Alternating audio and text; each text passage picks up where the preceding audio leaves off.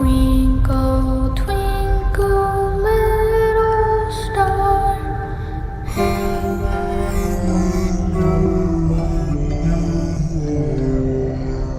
He's alive!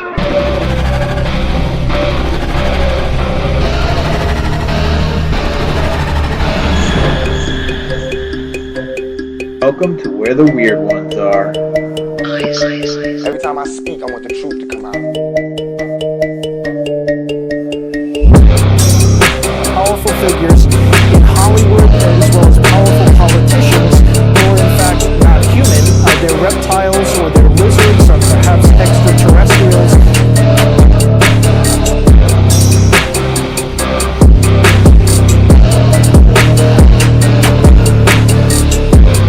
I don't think it is a human. I think it's a Sasquatch.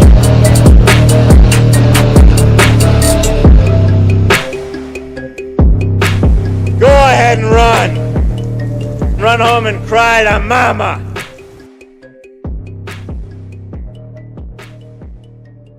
Let's get weird. What's up, you fucking weirdos? Welcome to another episode of Where the Weird Ones Are. My name is Kevin, but you probably already knew that, and if you didn't, now you do. Today's episode is with Vicki Joy Anderson. She is the author of They Only Come Out at Night, which has phenomenal reviews. So I highly recommend going checking that out because I'm going to as well, especially from what we dove into tonight. Sleep paralysis and the joke that the professional community has made about it or made it look essentially, and how Hollywood makes sleep paralysis look when people who experience this shit is like, it's terrifying. um we get into stuff about the war on the human spirit because we're constantly being bombarded and manipulated, or tried to be manipulated spiritually. So we dig into a bunch of that stuff, and you know this is another one where I basically kind of shut the fuck up and don't really have a whole lot to say. um Vicky is a wealth of knowledge. Love her to death. Absolutely adore her. She's an amazing person. I hope to have her on again sometime to talk more about this stuff and or other things that she might want be interested in having knowledge in talking about. So either way, like, I don't know, like, so I was listening back because I was looking for clips um for her, and listening back to the some of the clips that I was picking out. I don't know, I got goosebumps and stuff. Have you ever listened to ASMR? Me- if you know what I'm talking about, like, you get like the like tingling in like up your spine, in your head or whatever. It's like a vibration kind of a thing. Well, when I listened to her talk, which in real time it didn't happen, but when I was listening back to it, it was every time I would play like a look because Riverside makes clips, so I'd play one to see which one that I wanted to present to everybody the most. Which all of them were. I had the hardest time picking because they were all fantastic.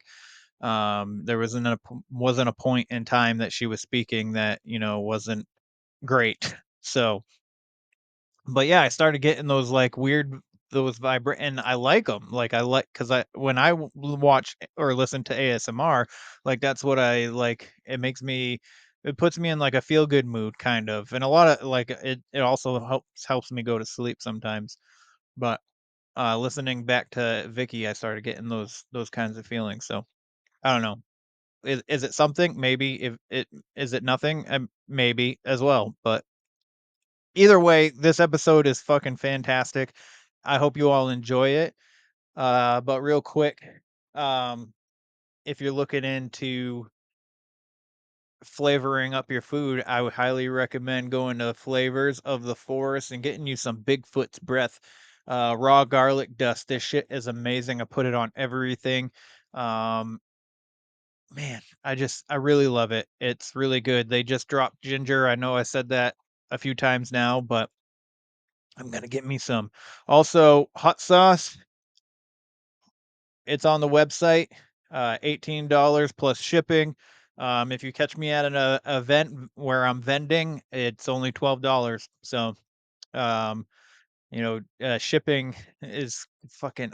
I'm sure there's a better way for me to ship, but um, at the moment, with the price of everything and all that, $18 it plus shipping and handling is the best way that I can go about it at the moment. So if you're interested, it's on the website where the weird ones are, podcast.com. You can also leave a rating and review on the about the show if you so choose to on there. On the contact page, there's the blog, and you can get to the merch store through there.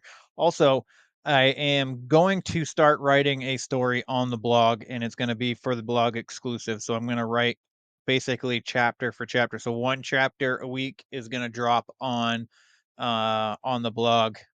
So if you're interested in storytelling, fictional storytelling, um, yeah, I'm gonna basically just kind of like get the rust off me because I am trying to write a book. It just hasn't been happening, but I've had this got this idea of just like dropping like this like short story, or not short story, but a story that I don't know if I want to make it a book, but I'm gonna drop it on the blog, and then whatever, if it helps me, if it will make me committed to writing more if I do this. So if I drop a chapter once a week, probably every Sunday, because that is probably going to be the best time that I can, sit down and actually write.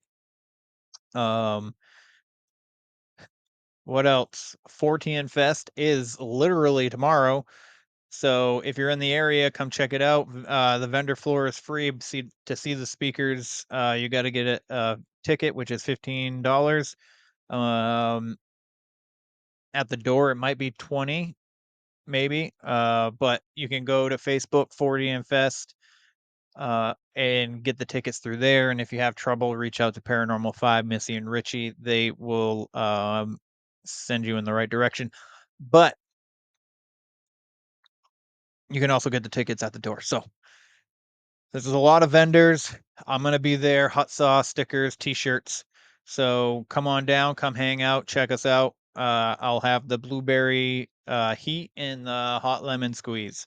So again, if you're not in the area and you want some hot sauce and you want to try it, definitely hit me up on just go to the website and get it.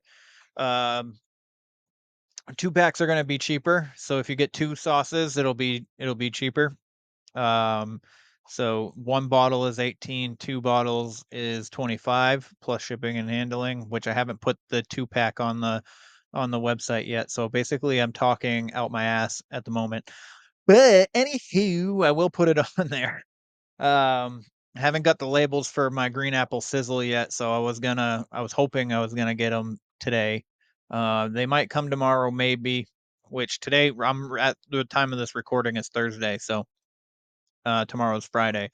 So if it comes tomorrow, I will bring some green apple sizzle to 40 and Fest with me. If not, then it's just gonna be the blueberry and the hot lemon. But anyways, so please like, follow, share, subscribe if you like the show. If you don't like the show, please like, follow, share, and subscribe anyway. You can leave a rating or review. I would greatly appreciate it. It would mean the world to me for a rating and review, even if it's not 5 stars. I don't care. Just leave a rating.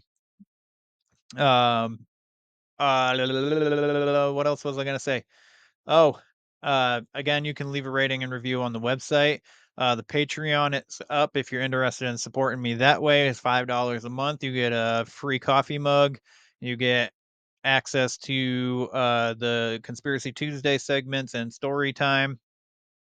Um, and early access to the show, pretty much. Is all you get. $5 a month, probably the same exact price as a Starbucks fucking coffee if you get like some fancy shit with 2 pumps, this and that, and you know what I mean. But if you don't go that route, that's totally fine. That's totally fine. I don't care. I don't care if you subscribe to the Patreon or not. I'd appreciate it, but I don't care if you don't. I'm just happy that you're here on the regular show. That's all I care about. That's all I care about. But yeah, so anywho, Vicki Joy Anderson is an amazing person. I definitely think you guys should follow her, check her out, check out her book. Um, I think you're gonna enjoy this one. So why don't we get into it with Vicky, shall we? Let's go. They're coming to get you, Barbara.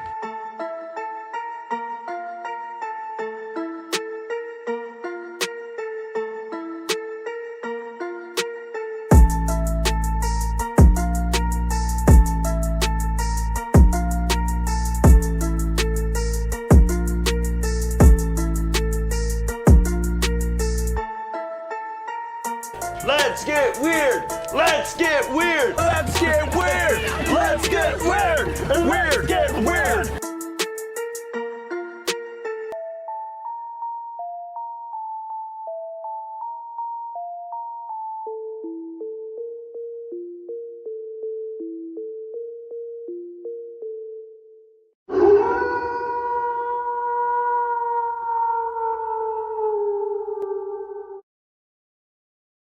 What's up, everybody? Welcome to another episode. So happy to have you here. Um, so today I have writer, researcher, speaker, and poet, and author of They Only Come Out at Night, Vicki Joy. Vicki Joy, how are you doing today? I'm doing fantastic. Thanks so much for having me on. Thanks for being here. I really appreciate everybody that comes on. So I appreciate you coming on and giving me some of your time because time is our greatest currency. I feel like so, like just for to spend this little bit amount of time, whether it's an hour, whether it's two, it's still time that you could have been spending doing something else. So I'm Mm. grateful to have you here. Oh, you're so welcome. I think some things are worthy of the time. It's about time we start talking about some of this stuff. Yeah, I agree. I agree. So, you've been, They Only Come Out at Night your first book? It's not my first book actually. I think it's like my eighth or ninth, but a lot of Oh, the other wow. ones, yeah, this was kind of the genre I always wanted to write, but I Mm-hmm. just thought there's not really a publishing company that would want the kind of stuff that I write because not only do I write fringe stuff, but I also kind of write a lot of stuff from a biblical perspective, and I also like to throw in a lot of like jabs and sarcasm and humor. And a lot of publishing companies they either want straight Bible stuff with no fringe, or they want fringe with no Bible, and nobody really wants that sort of blase style of writing where you're throwing in jabs and stuff. So I found a perfect publisher in L.A. Marzulli who appreciates my weird humor and the fringe and all that stuff. But I have a bunch of other books that are on Amazon, but it's kind of a potpourri of devotionals and poetry and some young adult fiction. And I kind of thought I'd dabble in everything, you know? That's pretty cool. L.A. Marzulli, he's a busy guy from what I hear. He's a busy guy. I had Karen on, Karen Wilkinson, who's good friends with Yes. you. And Yes. it's the funny thing is that I'm not sure if you and I had already corresponded, but I think we at least were following each other on Instagram already. Yep. And she was like, "You have to have Vicky Joy on." I was like, "Oh, I plan to because I heard you on Tommy Cullum's show," and I was like, I have to talk to her, obviously." And she's like, "I can connect you." I was like, "No, I'm already following her," and she did I it got anyway, this. which I'm so gracious for. Karen's a sweet lady too. Love her to She's death. great. Yeah, she's great. Yeah. She's my new publicist. I joke she's my new publicist. She gets me more gigs than anybody. That's fun. So Vicky, if you don't mind, where did the inspiration for They Only Come Out at Night come from? Whew, that's a great question. So I've had sleep paralysis my whole life. My first memory of it is like 3 or 4 years old, though I do think it was happening before then because I have vague memories of being afraid of my room and telling my mom I was afraid of the dark and things like that. But it was not anything I ever really planned on talking about publicly. I attempted to tell a friend of mine in high school once, and she was very empathetic. Like, she believed me and she wasn't acting weird or anything. But she went home over the weekend and told her mom all about it. And mom was a very, very devout Catholic. So she was trying to, sick the exorcists on me and stuff like that, like having like a full like exorcism going on. So I thought, ooh, if that's the way people are interpreting this, I certainly don't want to put myself forward in that light. So I kind of figured I'd do what everyone's been doing for 100+ years, is I'll just stuff it down into the recesses of my latent memory and deal with it and not talk about it anymore. But what I never really anticipated is a massive cultural shift where it is now very in vogue to talk about these things. And we've sort of come a long way down the pike where people don't have as much fear or shame in talking about things that might have been more taboo in our grandparents' age. And so it's sort of this perfect combination of being able to talk about this. And the thing with sleep paralysis is not only do you have to worry about, your doctors and psychiatrists thinking you're schizophrenic and your pastor or your priest thinking you're demon possessed, but you also have this element of, I can tell people some of this stuff, but not all of it, because there's aspects of sleep paralysis that a lot of people up to now hadn't really wanted to admit to or talk openly about. It's all the rage in these podcasts. Everybody wants to talk about the incubus and the succubus, and they have this Hollywood spin on it, like it's this exciting thing. But it really, the sexual components of sleep paralysis are not fun and exhilarating. People who have been brainwashed by the Twilight movies where it's this romantic glittery guy who wants to take you to prom. Like, that's not really the way it is. It's more of a harassment. It's more of an assault sort of a situation for most people. And most people don't want to run around talking about, that kind of thing. So now we're more poised for people to have an intellectually honest discussion about it. And I never really thought that was going to happen. So when I realized that the stars were aligned, I thought I gotta get this out there, because there's a lot of crap out there about sleep paralysis. There's a lot of fiction, and there's a lot of, Reddit posts, and there's a lot of memes, and there have you noticed, Kevin, how they're making like it into a mockery, like all the memes about my sleep paralysis demon be like, all that kind of stuff, right? Yeah. So yeah, and I've seen Hollywood do it too, like in the series Evil. The sleep paralysis demon is always this kind of Freddy Krueger character where, yeah, he's going to kill you, but he's going to crack a few bad jokes first. And so it's really a very subtle form of gaslighting the people that have really experienced it. Like, hey, that's a funny guy. What are you talking about? I wish I had sleep paralysis. I've had people tell me that. I wish I had sleep paralysis. And I'm like, I don't wish it on you, dude. But we've finally gotten to a point where people are willing to have the conversation. And I'd rather we had an honest conversation about it. And up till now, I don't think that's happened. Yeah. I talk about sleep paralysis almost pretty close to every episode. Wow. It gets mentioned. Either my guest has experienced it or they experienced something similar to it, and then I'll tell them my experience, because I've experienced it quite a few times. Okay. The last time was the only time that actually, like, I was actually scared. So I'll tell you real quick though. Yeah, So please do. This room used to be my bedroom, and I converted it into my studio and moved my bedroom downstairs. But a lot of stuff happened in this room to begin with. And I used to see shadow figures all the time out in my hallway.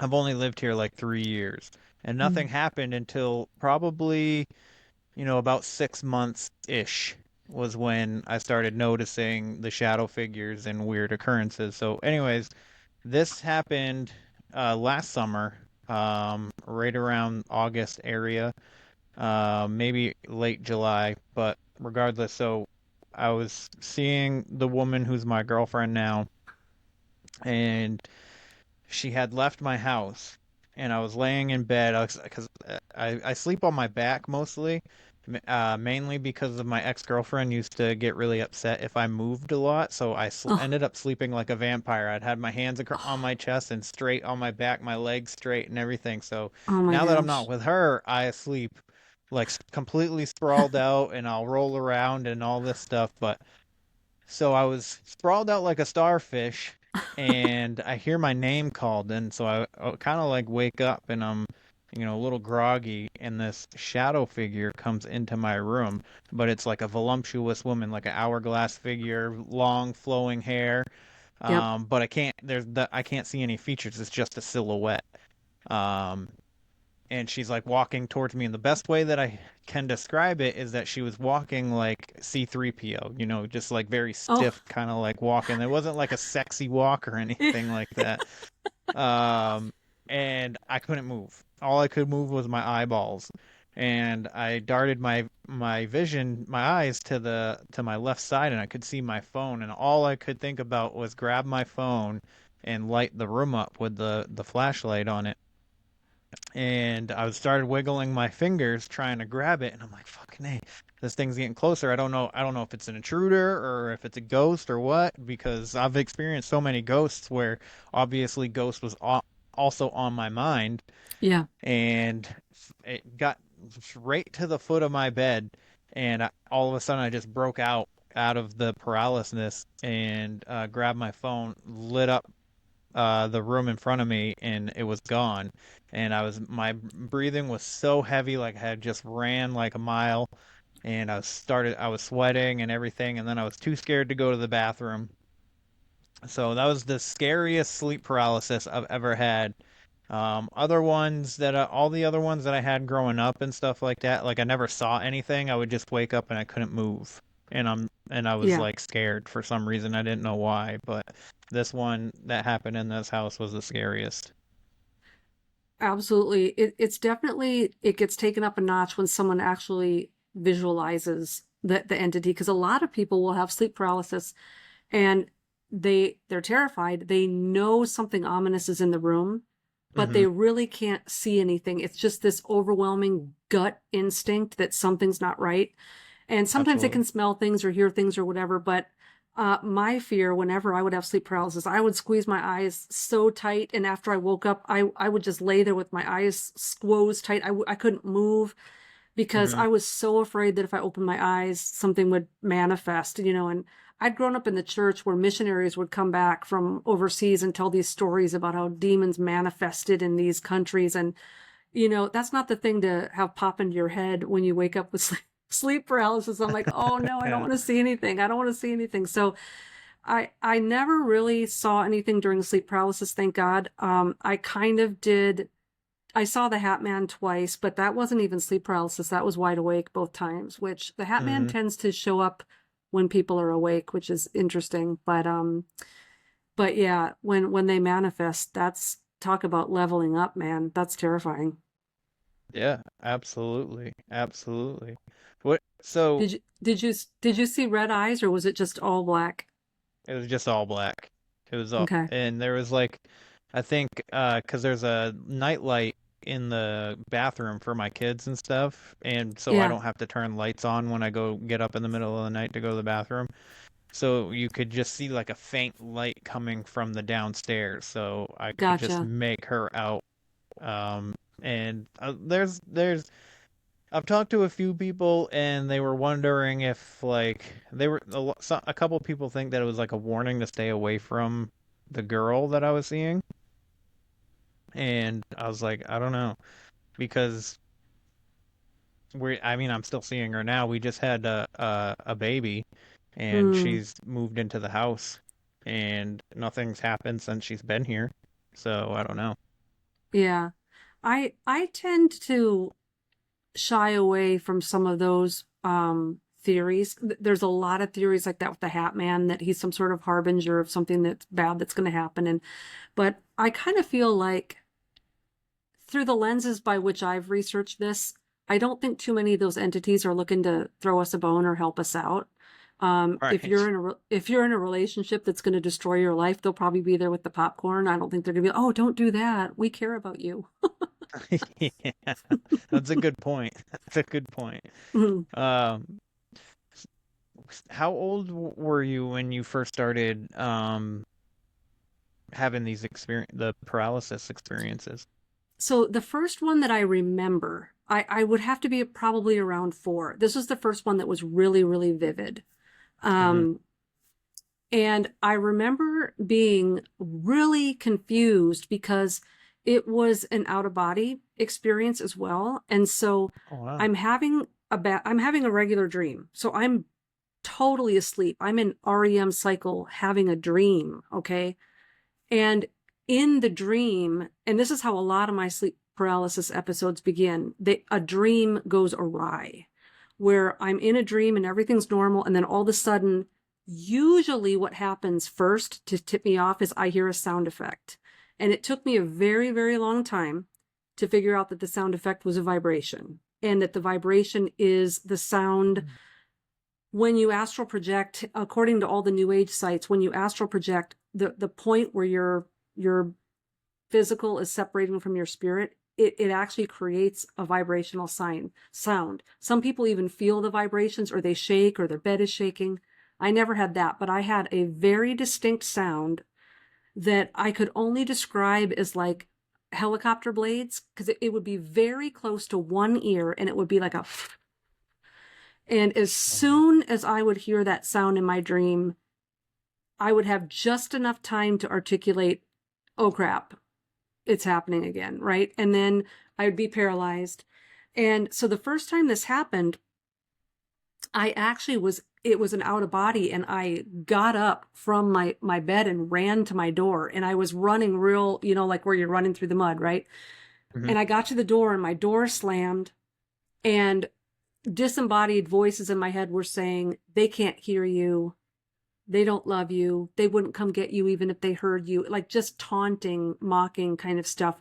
And I was so scared. And I woke up with a jolt in my bed on my back, as oft happens. You can certainly have sleep paralysis on your sides or your stomach, but a lot of times we wake up on our back. And what was really strange, now that I'm an adult in retrospect, I can't believe how articulate I was for a 4-year-old, considering nobody really knew what sleep paralysis was back in the 70s. I mean, this had to have been, if I was 4, this would have been 76, right? People weren't exactly running around talking about sleep paralysis. And if they did, they weren't using that phrase. So I would say to my mom, I had a bad dream last night, but I was awake because I could see my room, and I was wearing the same pajamas that I went to bed in. And I was so confused. Like, we know a lot more now. So a lot of people now have the vocabulary to wrap around this experience. But, 30 some years ago, plus you're a 4-year-old, there's no way to describe to a parent. And, and then, when you're a kid, it's just it was just a dream. And like, I remember one time, around the same period of time, my mom was coming to tuck me in, and I told her I was afraid of all the shadows on my wall. That's the way my 4-year-old mind articulated it. In fact, I don't even think I said shadow, because what my mom did was she said, it's the moonlight, it's a shadow. And I said, what's a shadow? And I think I might have said shapes on the wall or stuff moving on the wall. I used 4-year-old vernacular. And so she said, it's just the shadow because of the moonlight. Mm-hmm. And so I was like, well, what's a shadow? And so she did this little thing where she turned my lights out and had a little light on, and she would have me like look at the wall, and then she would put something in front of the light and I would see it projected on the wall, and then she would have me guess what it was. And so one was like my shoe, and then one was like one of my stuffed animals. And so when she left, I was completely pacified that the moon was just casting shadows of trees on my wall. I don't remember at that age seeing actual shadow people, but I'm just trusting my 4-year-old memory that this whole entire, parental event had to revolve around this fear of these shadows on the wall. And it was interesting at that particular house because my brother and our rooms were facing the same, direction. And so when the moon was out, it would come in through our windows, and we didn't have blinds or shades or curtains or anything. So on the nights where it was like a full moon, the moon would just like blast in there. I mean, it'd wake you up. It would be so bright in there. And there was another incident, and this was another odd thing that used to happen. I would lay in my bed as a little kid, 4 or 5 years old, and I would wake up from sleep paralysis, and I'd have my eyes closed shut, and I'd be so scared. And I was not one of these kids when I was scared where I could jump out of bed and run all the way down a dark hall into my mom and dad's room. There's no way. I would have been so scared. So I would lay in my bed and I would pray, oh, Jesus, please, please send my mom in here. Please send my mom in here. And you know, moms have that like instinct, right? And so many times she would just be there, you know, and it was either the maternal instinct or the prayer or a combination of both. But one time I said, can I please sleep with you and Dad? And she says, no. She goes, do you want to sleep with your brother? Who I was 4, he was probably 6 at the time. I'm like, yeah, because I was so scared. So she brings me into my brother's room. And so I'm walking down the hall holding my mom's hand, and she opens my brother's door, and there's a shaft of moonlight coming all the way down the middle of his room like a stripe, because it's the full moon is out, and there's this massive like moonbeam, you know, splitting his room in half. And laying perfectly in the moonbeam is a hat man, like laying perfectly like this, like stiff, with the hat on, the suit. It was brown, it was pinstriped, it was a derby hat, it was a gold chain, like a pocket watch. And I couldn't see the face. There was no face there. And so I say to my mom, who's that man laying on Jeff's floor? And she just blew it off, and she goes, oh, it's probably just your dad. He probably got home from a business trip and didn't want to wake anybody up, which makes no sense because she already said that I couldn't sleep with her and Dad, and he would have woke my brother up if he went around in his room. None of it made any sense. What's up, guys? I am Oscar with Induced Fear, a paranormal podcast where we talk about all things paranormal, from cases involving demonic possession, alien abduction, and even cryptids. Or you can hear people come on the show and share their own personal experiences with this paranormal world, such as somebody dealing with a red-eyed entity in their family home growing up, or somebody being cursed with crazy nightmares all throughout their life, or even a man who once saw what appeared to be a giant wolf walking across the street, only for it to stand up on 2 legs and continue to walk away. We would love to have you all join us as we dive into this crazy unknown world, asking questions and facing our fears. You can follow us on Instagram at Induced Fear Podcast, or on any of the other socials just by searching Induced Fear. You can also email us at inducedfearpod@gmail.com if you want to come on the show and share your own personal experiences. We love having anybody on. Don't forget to share us with everyone you know. Peace. And so I didn't think about this again for decades. And it struck me later, like, wait, what? And I asked my mom about it several times before she died. Like, years would go by and I would keep asking her. And I never got the same answer out of her twice. Sometimes she wouldn't remember it at all. Sometimes she would vaguely remember it, and she'd say, well, I probably just said it not to scare you. And then like one time she was like, oh yeah, I remember that. That was scary. And I'm like, what? So I could never really get a straight answer.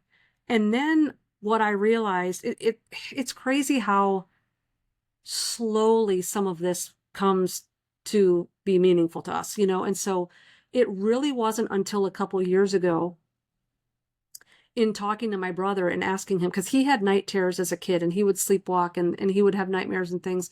And so as an adult, I asked him if he remembered any of that, and he did. And it sounds like he was just as tormented and harassed as me, but in different ways.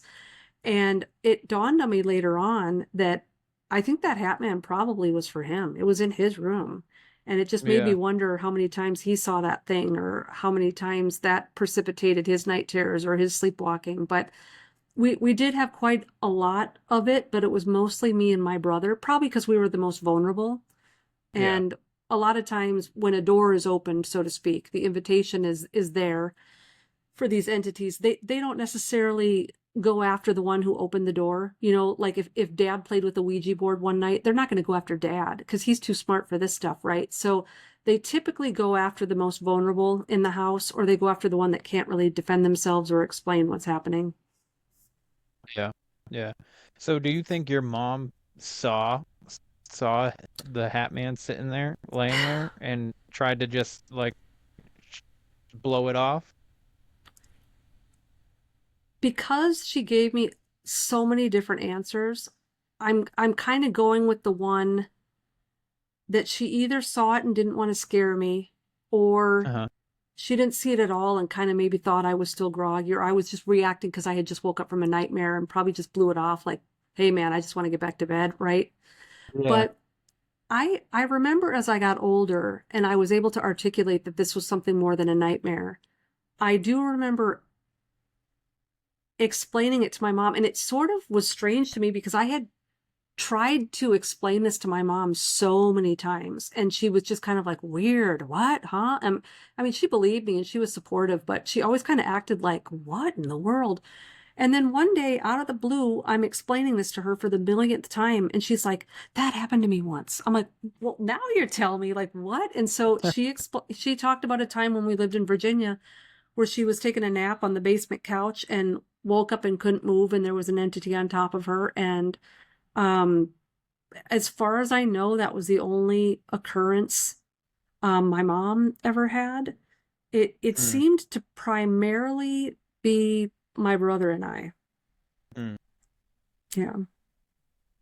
So, in talking with your brother, like, does he remember well, I mean, he's probably not going to remember this occurrence, but did you ask him about, like, seeing the Hat Man and whatnot, and how often he did?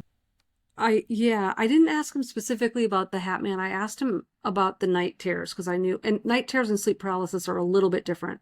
So Yeah. he wasn't being held down paralyzed. He would wake up in the middle of the night frequently, screaming his lungs out, and he could not be woken up. And the next morning he would have no recollection of a bad dream or anything. And that's kind of the typical Oh. night terror scenario. So I Yeah. asked him recently, just last year, I asked him, you know, do you remember having night terrors as a kid? And he said, yeah. And I said, do you remember sleepwalking? And he's like, well, I remember being told, and I said, did that just stop for you when you were a kid? He's like, no. He goes, it happens all the time. I go, it's still happening to you? And he's like, oh yeah. He's like, all the time. And I don't want to give, too much personal data about my poor brother who's getting dragged into all this, but he's got some addictions, let's say, that are a little bit beyond just your normal stuff. And so unfortunately, he associates everything with the addiction. Like, when I don't do that, it doesn't happen. So he kind of feels like he's got this control over it. Like, if I stop doing this, it'll never happen again. And what's a little naive about that theory is there's tons of people out there with no addictions whatsoever. They're not doing anything mind altering, and they're still experiencing this. I had this pretty much my whole life, and I've never been, and I've never been one to even drink or do anything like that. I'm sort of a lightweight. So, and mostly, I'll tell you why. I had a lot of surgeries when I was a kid, from about 10 days old to 15, and I would have to get sleeping gas. And I did not like sleeping gas because it really, in many ways, for me, mimicked a sleep paralysis experience. So it was sort of triggering for me. You're laying there and you can't move, and you're hearing yourself having a conversation with the doctor like a room away, but you don't even remember him asking you a question, but then you hear yourself answering it. And it's this total sense of having absolutely no control over your body or your mind or the words coming out of your mouth. And I did not like that flighty, weird feeling. And so as I got older and my friends started kind of going down the whole drinking, drugs, and smoking kind of thing, I remember at like 14 asking a friend of mine, like, well, what's it like? What's it like being high? What's it like being drunk? And of the millions of things she could have said, she said, it's like sleeping gas. So when she said that, I was like, no interest. I had no interest in it. So I never got into any of that. But all that to say, never forcing myself into an altered state of consciousness or willingly doing that, I still had this stuff my whole life. So I think that's where I tend to get a little frustrated, even with well-meaning people. Like, for example, when you take the church route, and so you go to a church and you try to talk to a counselor and you say, I've got the sleep paralysis. A lot of times they're uneducated guess for what's going on is, well, you must have opened some sort of demonic door. You played with the Ouija board, or you smoked pot, or like, it's sort of this like, inadvertent victim blaming, like, what did you do, right? And it really puts the person in an even more uncomfortable situation where not only are they being traumatized by all of this paranormal activity, but now the person that they went to for help is basically putting an interrogation light over them and getting them to confess every horrible thing they've ever done in their life. And that's not even usually the basis for why it's happening. And so I think that this idea that, oh, this only happens to people who, dabble in the occult or play with Ouija boards or take mind-altering drugs or do ayahuasca or whatever. The problem with that theory is there are thousands of people that are having sleep paralysis and paranormal experiences that never did any of those things. So we have to dig a little bit deeper, I think, to get to the bottom of who and why certain people are being targeted. In saying that, do you have any kind of theories on that? So where it gets complicated is a lot of times there's more than one reason. It's sort of this cobweb you have to untangle. Yeah. A lot of people, when they come to me and they're like, okay, I'll say, like, let's get to the source. Like, let's get to the source.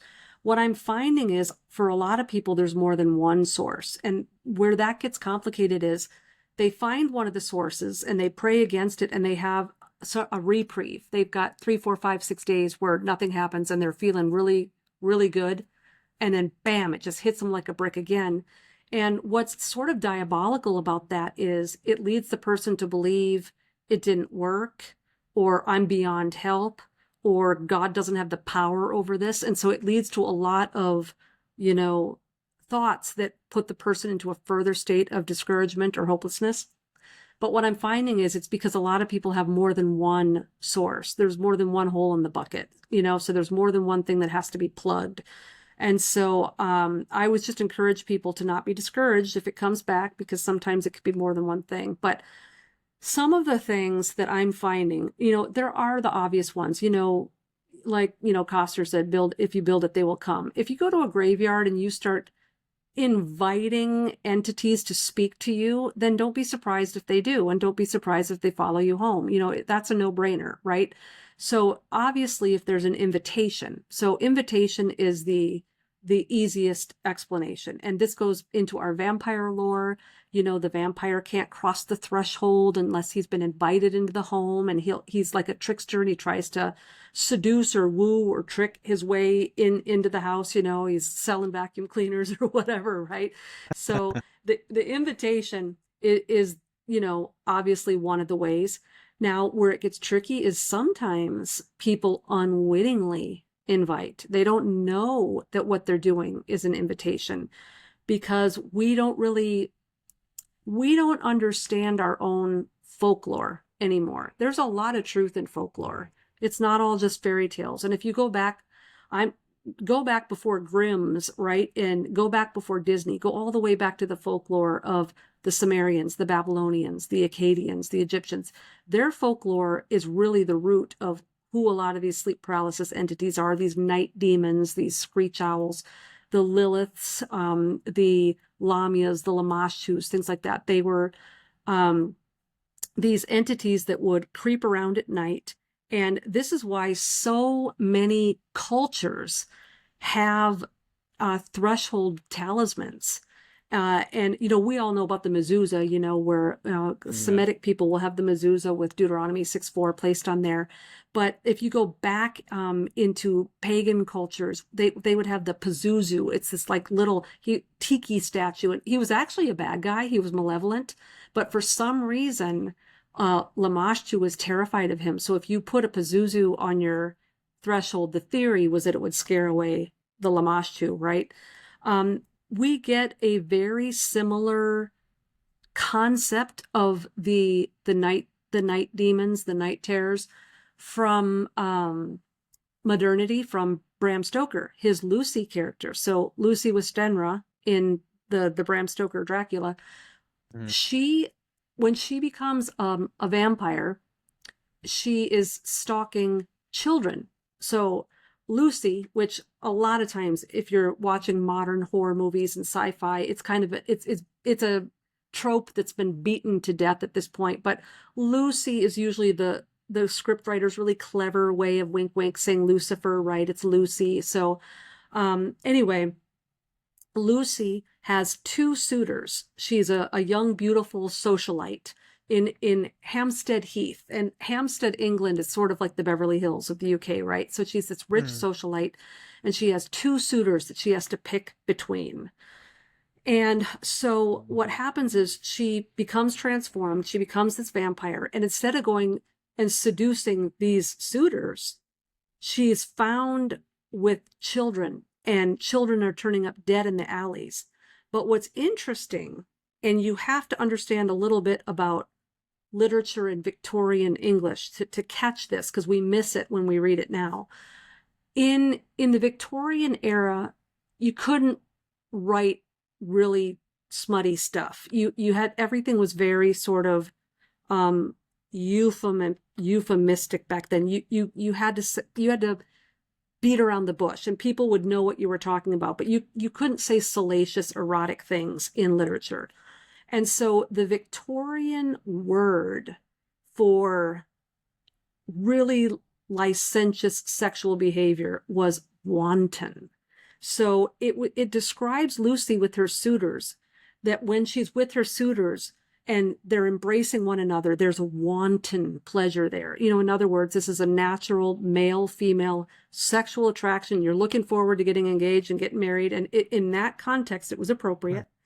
But then when you fast forward after her transformation and you find her with these children, she's embracing these children, and it is described by Stoker as wanton. So now you've got this whole concept of a succubus. You've got this concept of a child murderer. And you see this in Freddy Krueger. Now, it doesn't come out in the Nightmare on Elm Street movies that were out when I was a kid, but there was a remake in the 2000s that was not done by Wes Craven.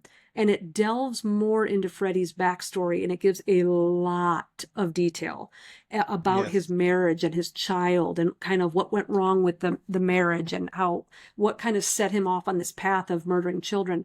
But a lot of the fandom, the Nightmare on Elm Street, the Freddy Krueger fandom, were sort of up in arms, because in the 2000 rendition, the backstory really overtly alluded to the fact that he wasn't just a child killer, but that he was actually a rapist as well, right? Yeah. And so the Lucy Westenra character, the Freddy Krueger character, and Freddy's got the hat. We've got sort of a hat man character there.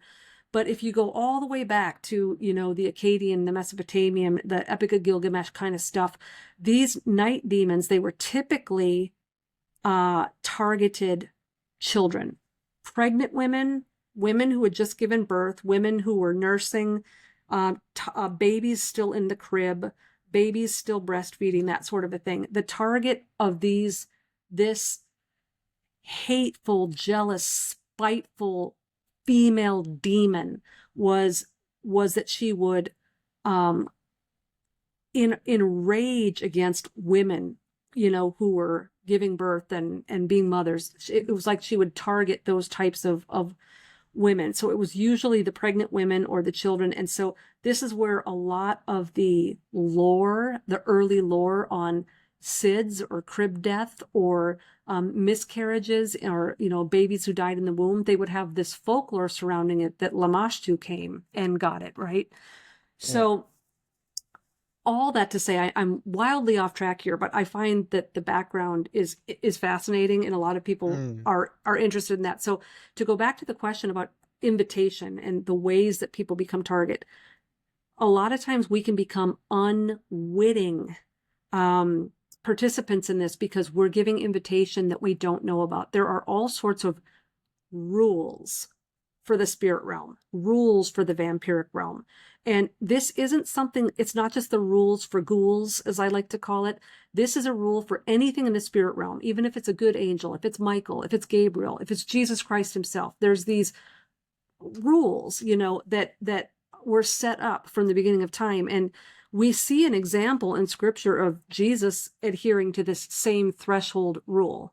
In Revelation 3:20, he says, "Behold, I stand at the door and knock. If anyone hears my voice and opens the door and invites me in, I will come in. In other words, I will cross the threshold and I will eat with him and he with me." And a lot of times when I was a kid, I thought, what's the whole, what, he comes in and we have dinner? Like that doesn't make sense. That never made sense to me, but now it does. What he's referring to there is the breaking of bread, and bread is a carrier of salt. And salt, when you broke bread with someone and ate, you were entering into a salt covenant with them. And the salt covenant was a stand-in for a blood covenant. So if you invite someone over the threshold of your home and they come into your home as an invited guest and you break bread with them, you're covenanting with them. And they're very much like the betrothal covenants, where you carry the bride over the threshold and the woman takes the man's last name and now lives in his house, and he has promised to protect and provide for this woman because you're now of my own blood. And so where the betrothal metaphor really plays in is what happens shortly after you carry your bride over the threshold of your home. How do you make her yours? You consummate it, right? Mm-hmm. So people always want to know, why is there such a weird sexual component to this sleep paralysis? It's because these are threshold covenants. They're coming to the door. A lot of times when people wake up paralyzed, these things are standing by the door. They're making their way towards the bedpost. And rest assured, if they have crossed over the threshold, they have been given invitation. So the question isn't, who are they? The first question should be, what did I do that in the mind of this extremely legalistic entity translated as an invitation for them to come over the threshold? So when they come past the threshold, that's a betrothal covenant, that's a threshold covenant, and now they're looking for the consummation. But because these things are nasty, they don't want a nice little lovemaking session, they want assault, right? They want fear, they want terror, they want bloodshed. So the whole Lamashtu, Lilith, Screech Owl, Lamia, and the modern day shadow person, incubus, succubus, they're all related. And it's so fascinating to me because we always talk about how intelligent and sophisticated and civilized and advanced we are here in the 21st century, and how everybody way back then were these dumb cavemen who just dragged women around by the hair, right? But what's interesting about these entities is as time moves forward, we become more and more generic in our understanding. So you go back 2,000 years, everybody knew the names of these things. That's Lamashtu, that's Lilu, that's Lalitu, that's Lilith. They had names for these entities. Whereas now we have these really juvenile, kindergarten-like monikers for them. We don't even know their names anymore. We're just Shadow Man, Hat Man. I mean, it's like a 5-year-old came up with these names. And it's just yet another way that these entities have found a way to hide. I'm just a generic shadow. I'm just a generic shadow with a hat, because they don't want you to know that they're actual entities with actual names, with actual agendas. And Hollywood has been absolutely brilliant in what they've done, because we are all resting on our laurels, thinking these demons are cool or powerful or funny, and we're not afraid of them. We've reached a point in our culture where we're making hilarious memes about these entities, and we have lost touch with the culture and the context and the history and the language and the geography of our folklore. Yeah, I would agree with that 110%. I mean, like, you got the Bible that's been translated 3 or 4 times before it became English. So like the fact that we could lose a lot of what the original text meant is we could come way off base with the English translation. And then like Yes. you said, with like Hollywood and the occult, or like the shadow government, or whatever you want to call them, because there's so many names that you can use for these people. And I think like, and because you could get and you could go very conspiratorial with a lot of this too. Like we, there was a time where, spirituality, like being spiritual, like one with yourself, oneness with the earth, because when I'm connected to the earth, I'm so much happier. When I'm like shoeless and I'm barefoot and everything out in nature, or even just being out in nature and experiencing it, it feels so much I feel so much better and stuff. And I feel like there's been things done to get us away from, you know, connecting with Earth and being spiritual. And it kind of seems like everybody's kind of like wanting that. It's like a wanting to Yeah. be, spiritual again. And there was a thing that Yeah. it was big in the 20s, and then all of a sudden it was not cool, and it was, I don't know, it was considered Satan worshiping and stuff like that, to be considered spirituality or spiritual, Yeah. which any religion, it just being any kind of religion, is technically spiritual, you know. And I never really understood why, the Christian churches were like, if you see a ghost, that's not really a ghost or anything like that and stuff like that. When, because Jesus died on the cross for our sins and then he rose again 14 days later or however many days, like that to me is supernatural to begin with. So Absolutely. Yeah, I don't know. Sorry, there's go a ahead. couple I was going to say there's a couple problem texts for Christians. And Hmm. I'm totally cool with, you know, going through these things and looking at them, going through this stuff with a fine-tooth comb. What I don't like is when people just are spitting back verbatim what a pastor taught them. But if you want to say there's no such thing as a ghost, first of all, we have to connect with what the people in the first century, how they interpreted that. What did they mean when they said ghost? But there's a Hmm. couple problem texts. And one is what you just said. Jesus came back from the dead and he had Thomas put his hand in his side and he ate fish to prove that he still had a body, right? Uh-huh. There's another passage where King Saul goes to a medium and conjures up a prophet. And the first thing the prophet says is basically, why are you bugging me, man? Like, so we've got that you've got to deal with. And then there's also a passage where on the Mount of Transfiguration, Peter, James, and John see Moses and Elijah standing there. And there was another example. Oh, there's another example where the disciples are in a boat in the middle of the lake and Jesus starts walking on the water towards them. And it's about 3 a.m. if you translate the fourth watch of the night or whatever it says there. And it says that they were terrified because they thought it was a ghost. So you've got at least those 4 passages there.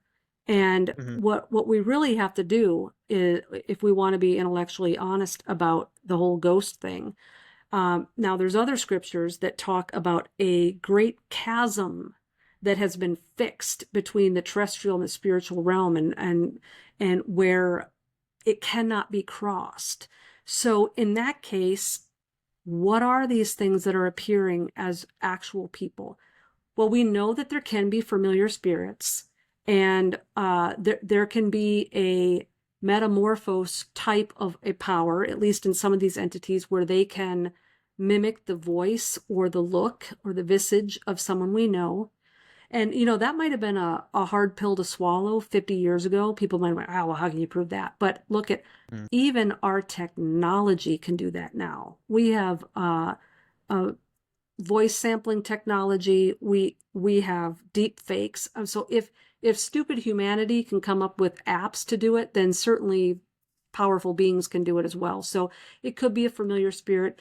It could be the meaning of ghost was a little bit different back then.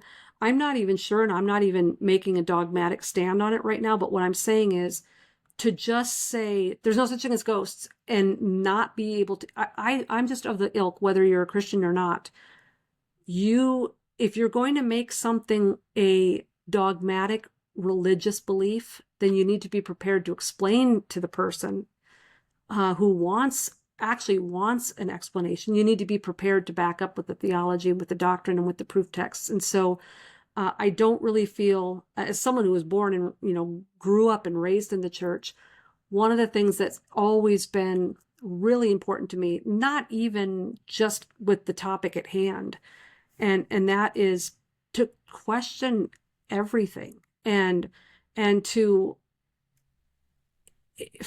find the real answers for these things. Do the work, do the study, go back to the Greek, go back to the Hebrew, go back to the Aramaic.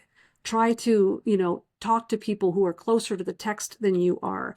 I just think that seminaries have really fallen into the same unfortunate predicament that a lot of the public school systems has. We have a whole bunch of predetermined answers to all these questions, and you're going to memorize them. But what happens is then you've got generations that rise up, and because kids are very, from out of the mouth of babes, right? That phrase. Children for hundreds of years have been asking their parents questions about the Bible because it doesn't make sense when the pastor explains it, and they're just shut down. They're told to be quiet. They're told that that's the answer, or they get in trouble. And I think that that's changing too, because like you said earlier, I do think that we have a resurgence where people are going away from the scientific method and the Greek Stoicism, and they do want to connect with spirituality, and they do want these answers. And I think that Christians, myself included, we're going to get a lot further if we stop giving dumb answers, pat answers. If it looks cute on a coffee cup, that's not what you should be telling someone who's genuinely asking you because they want to know these answers. I agree. So, like, real quick, going back to your book, what do you think is the... So they come out at night. They only come out at night. I'm sorry. Why do you think that a lot of these things happen and they only tend to show up at night? Why do you? What's the is it the cloakness of the night is so appealing to them? Yeah. So some of it's that, right? When you have the covert of darkness, but you also have the advantage that when a person is asleep, they're a little bit confused as to reality and what's going on. They don't remember things, and we're notorious for not remembering our dreams. And so we can be easily talked out of believing that we saw or felt what we did because, well, you were asleep. But what I think the key is, it's not darkness. Because, you can take a nap and have sleep paralysis. I've had sleep paralysis during an afternoon nap, right? This is the key. It's not the darkness. It's the state of consciousness, right? So the reason why some of the worst bouts of sleep paralysis you'll ever have are during those afternoon naps is because you are so exhausted and you are so shut down that you are in more of a vulnerable state, right? So here's what I'm finding. The sleep paralysis of the past is going to be the sleep paralysis of the past, because this is what's happening. We now live in an age where altered states of consciousness are no longer really small windows of opportunity as we're drifting off to sleep or waking up. So it used to be that these entities had to take advantage of the limited space and time that they had to access our visual cortex or our pineal gland or whatever that they're doing. And so what I'm finding now is we're now in a era in history where there's all sorts of electromagnetic stuff going on in the air. There's frequencies all over the place. There's Wi-Fi, there's 5G. There are people that are in quasi-altered states of consciousness all throughout the day. They're on heavy psychotropic medication. They're on multiple medications that conflict with one another. They're smoking. People are doing ayahuasca, even like these binaural beats that people are listening to when they're doing homework, and these various, it goes back to Robert Monroe's hemisync technology. It's the brain entrainment. The left and the right brain hemisphere buzz at a different frequency, and they're designed to buzz at a different frequency. But you can put these tritones into the brain. They're inaudible to the human ear, but these tritones, what they in essence do is they get both sides of the hemisphere to hum at the same frequency. And when they become consistent at the same frequency, it opens the third eye. And so what makes us able to communicate with entities in the spirit realm is this opening of the third eye, or this altered state of consciousness. And for a lot of people with sleep paralysis, this is an involuntary thing. They're not seeking it out. They're not doing it for spiritual reasons. They're not delving into this stuff or dabbling with it. It's just for whatever reason they've been targeted, and we can go into some of those reasons later. But because we now have a culture where it is possible to be in an altered state of consciousness while you are wide awake, more people are going to be seeing these entities and having these experiences wide awake.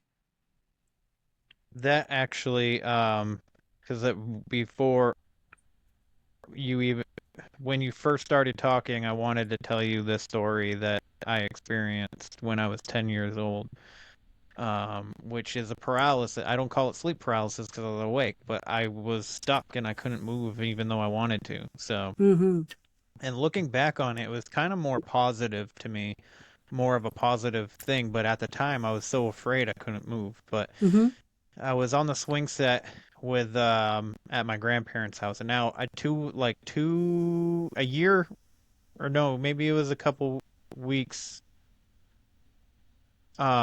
before I had tried to take my own life because I was 9, so I must have been 9 when I was on the swing set. Anyways, so I had tried to take my own life, and then a couple weeks later I was on the swing set, just minding my own business by myself, and I see something out of the corner of my eye. So I turn my head, and there's this old guy sitting on the swing, and for the life of me, I can never say exactly why I knew he was old because I couldn't see his face. He was very see-through, very Hollywood kind of apparition kind of thing. Yeah. Where he was wispy and see-through, and he had something in his hands, whether it was noodles or yarn, and he was crocheting. Whatever it was stringy. And I was staring at him. I tightened my hands right around the chains of my swing, and I was stuck. And I wanted to run. And he said, "Be patient." And I was like, "About what?" And he's like, "You'll know." And then I just stared at the ground, and I felt like it was forever, but it was probably only just a couple minutes. And I wanted to look to see if he was still there, but I also wanted to run, and I couldn't do either for what felt like forever. And then I finally turned my head, and he wasn't there. And then as soon as I knew he wasn't there, I could move again. There was a part when I was looking down at the ground, I was trying to get that motion to get up and start running inside, and I wouldn't move. Wow. So, and that was broad daylight. Yep. That's fascinating. So this is probably a good time to kind of go through a list of not really pros and cons, but let's go through some of the things that a person should think about if they're trying to determine if a spiritual encounter was good, bad, or neutral, right? Yeah. So what makes it very tricky is we know from countless testimonies that there are people who will first encounter a being that fills them with love and light, and they will then tell later that that entity, after several visits, will then turn sinister. The mask comes off.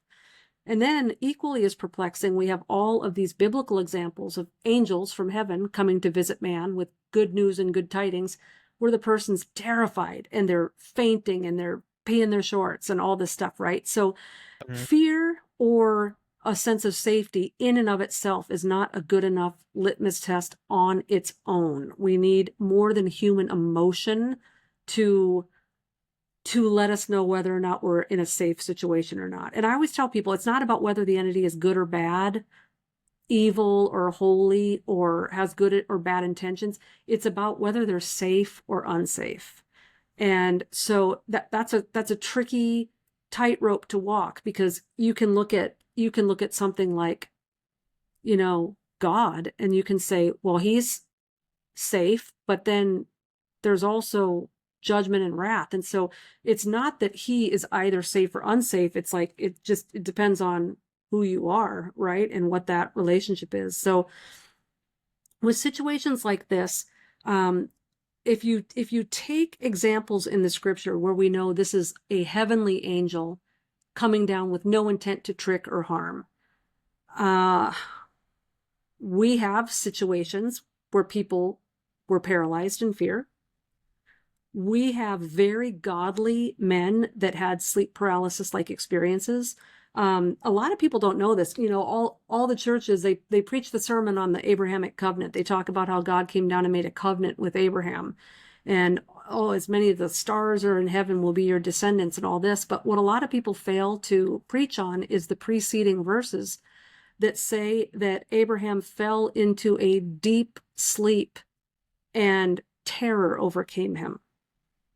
It was a sleep paralysis-like experience, but it was legit. It was the real dude, coming down to promise him blessing for 1,000 generations. So it was a good thing. So we need more than light love to determine if it's good, and we need more than fear to determine if it's bad.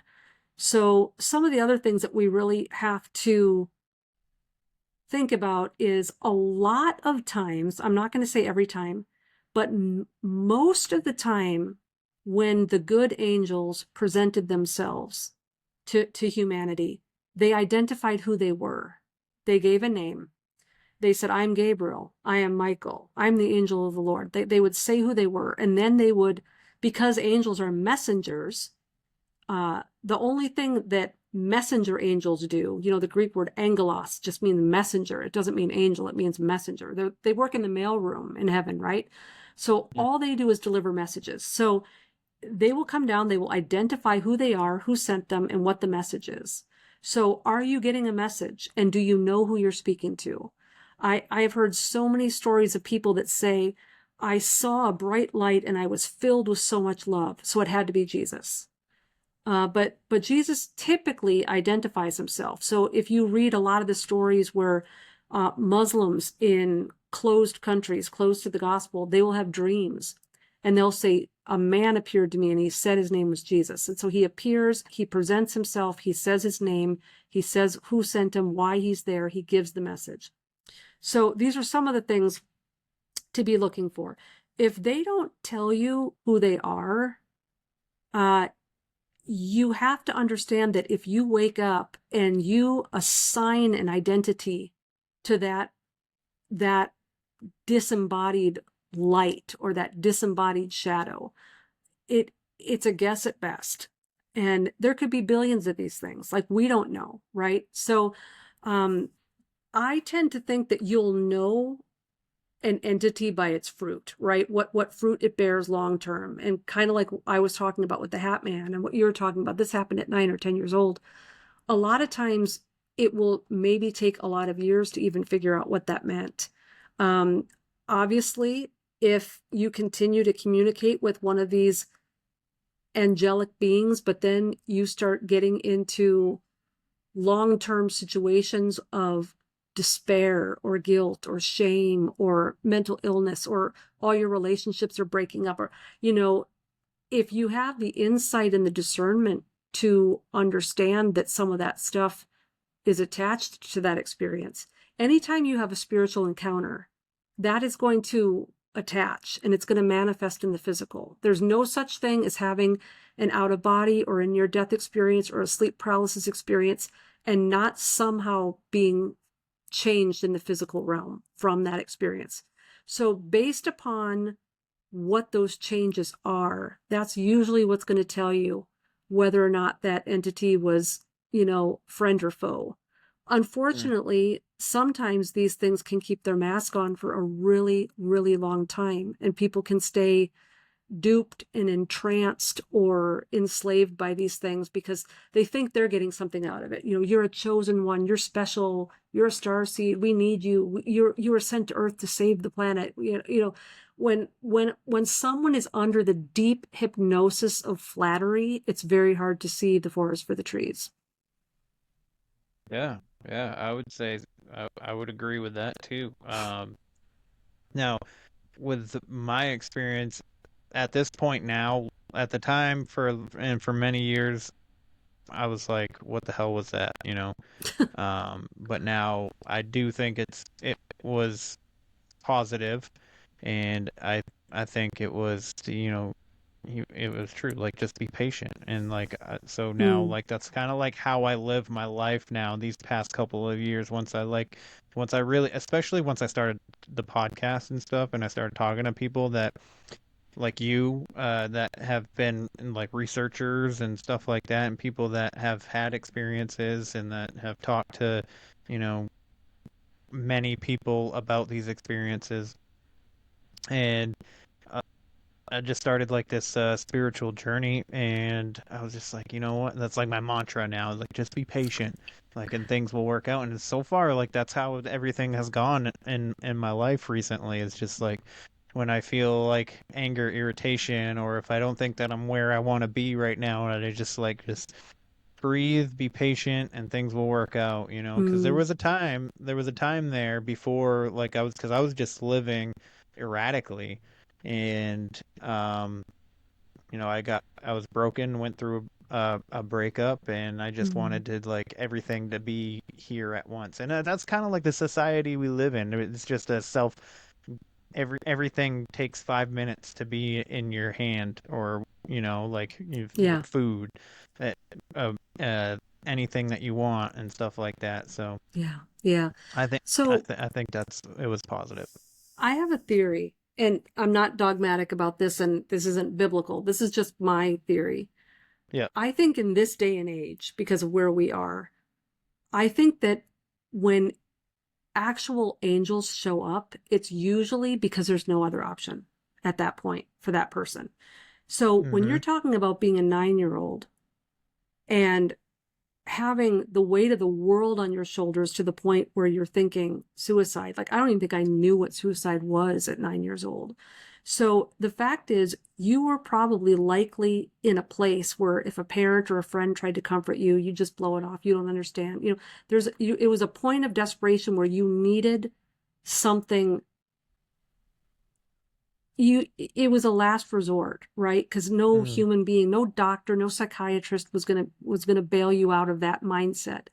And the fact that you had fear, again, as I've already stated, every person who encountered an angel in the Bible was scared to death.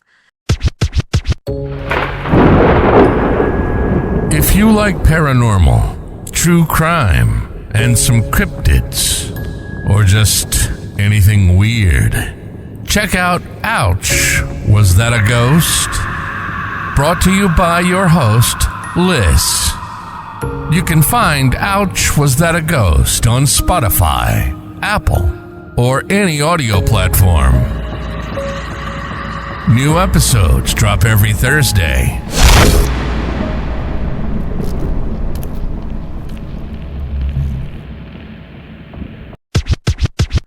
So I'm going to tell a little story to just, put an explanation point on my little theory here.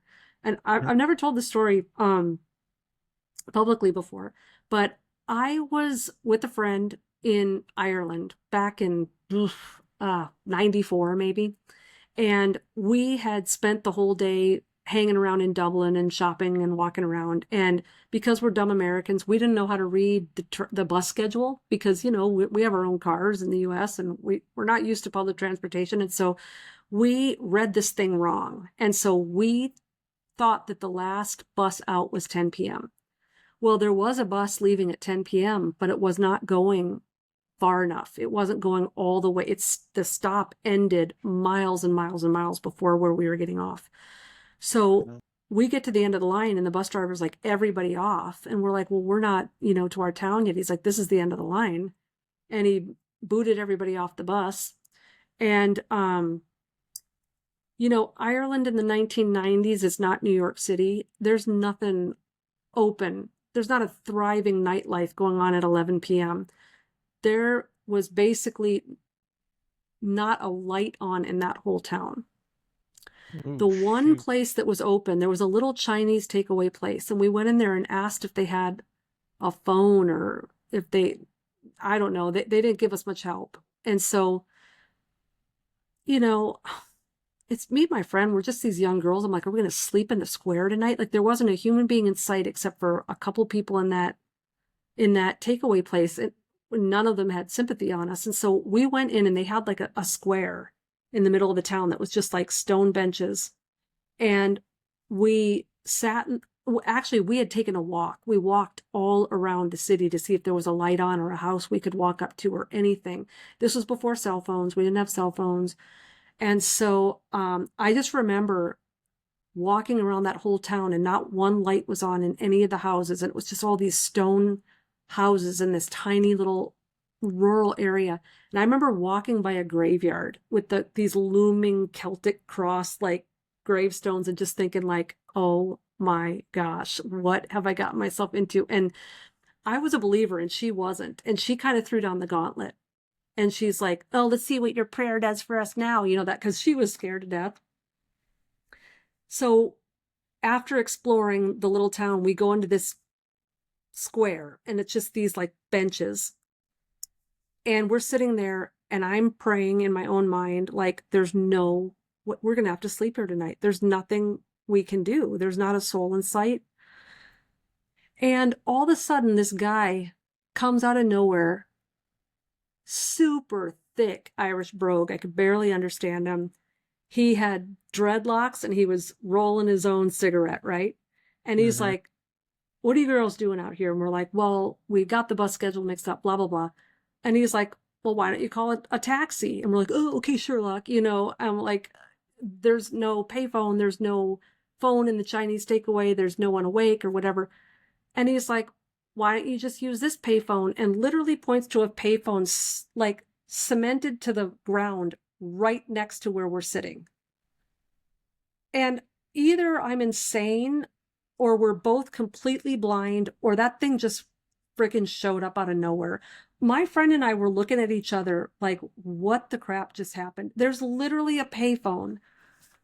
We still don't know what to do. So this guy, Fritz, says, I got a friend who works at a cab company. I'll do it for you. He takes his own quarter or, whatever they have out there, right? And hey, yeah, it's Fritz, yeah. Oh, how are you doing? Hey, did you go to that party last Friday? Oh, yeah. And they had this whole conversation. He's like, look, I got a couple girls from America here. They got off in the wrong stop and they need a cab ride to such and such a town. And the guy's like, yeah, I'll come. So he's like, you're all set. He's going to come, and he goes, in fact, I'm going to go in the cab with you because I'm going to, make sure, take care of you guys or whatever. I'm like, okay. So I was like, oh, thank you, Jesus. Thank you, Jesus. I couldn't even believe this stroke of good luck. So the cab pulls up a little ways away and we're walking over to it. And Fritz grabs me and he goes, I'm not going to go with you anymore. I'm not going to go with you. I'm not going to go any further. But tell the cab driver, he's my buddy, tell the cab driver, Fritz sent you. And I'm like, okay, this is just sounding really weird, right? Fritz sent you, right? I'm like, okay. So I get in the cab and I watch him go in a building and a light turns on the second floor and Fritz is standing at the window waving at me. And so I'm waving at him.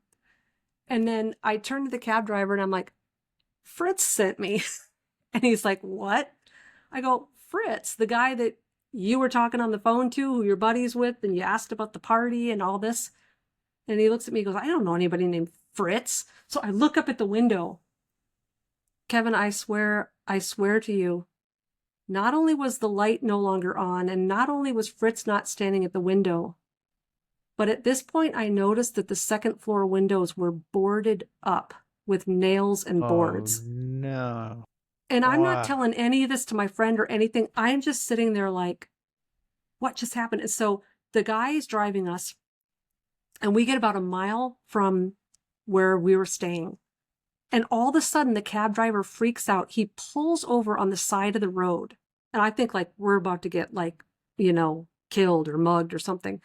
And he's like, what am I doing out here? This is way off my route. My boss is going to kill me. You got to get out. He literally booted us out of the cab on the side of the road, and we had to walk like a mile or two back to the house we were staying.